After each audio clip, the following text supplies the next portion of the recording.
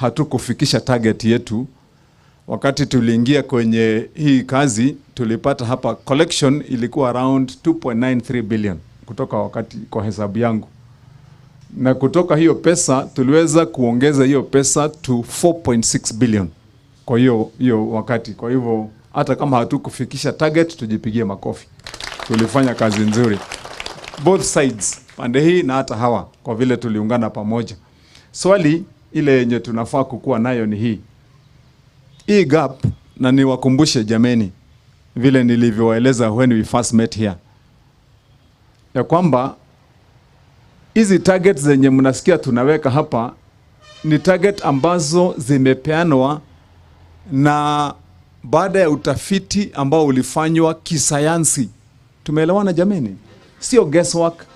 Kuna wataalamu walitumwa hapa kwetu Kiambu mwaka wa 2021.